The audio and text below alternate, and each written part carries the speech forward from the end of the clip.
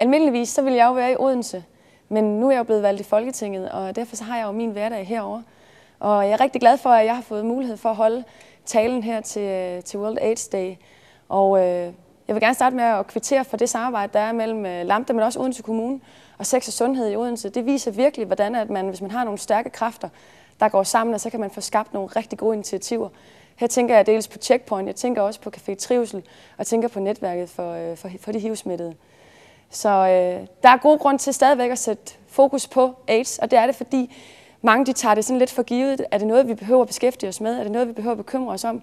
Og det er det. Det er vigtigt med opmærksomhed, og derfor er det også rigtig vigtigt med den tale, som jeg får mulighed for at holde i dag. Det er i dag World AIDS Day. Denne tale handler om, hvordan fordomme ødelægger liv og efterlader alt for mange HIV-smittede i ensomhed og frygt for andres reaktioner. Vi har kendt HIV og AIDS i 30 år, og selvom sygdommen stadig slår hårdt, er der alligevel sket mirakler. Læger og forskere verden over har gjort fantastiske fremskridt, og i dag kan HIV og AIDS behandles. Har du adgang til medicin, jamen så kan du leve. Det er en kæmpe sejr. Men i de 30 år, så er det endnu ikke lykkedes at behandle de fordomme og de tabuer, der klæber sig til diagnosen. HIV og AIDS er stadig tabuernes sygdom.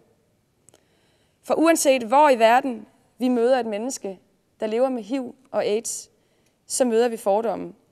Og uanset hvor i verden vi er, nedbryder fordømmelse det enkelte menneskes selvrespekt og værdighed og skaber grobund for skam og frygt. Vi danskere, vi lider af HIV-fobi, ligesom resten af verden. Vi tror stadig, at man kan blive smittet gennem kys eller gennem knus og kærtegn. Derfor så tør hver tredje HIV-smittede ikke at fortælle sin absolut nærmeste om sin sygdom. Derfor mærker hver fjerde HIV-smittede på egen krop, hvordan familie, venner og kollegaer trækker sig og tager afstand. Og derfor så tør unge HIV-smittede ikke tage på hospitalet til undersøgelse af frygt for at blive set af en, de kender. Alle har brug for kærlighed og for omsorg. Vi giver den omsorg, som det er, vi giver hinanden, det er den største omsorg i verden. Og som mennesker, der har vi magten til at åbne eller begrænse hinandens liv, skabe lys eller skabe mørke, tryghed eller utryghed.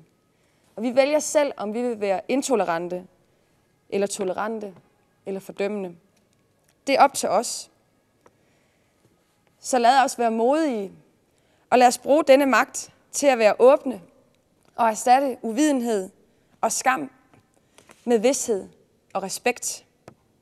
Og med denne tale, der håber jeg, at vi sammen kan forandre og udrydde HIV-fobi ved at give de mennesker, der lever med sygdommen, den omsorg og den kærlighed, som de har brug for, og som vi alle har brug for.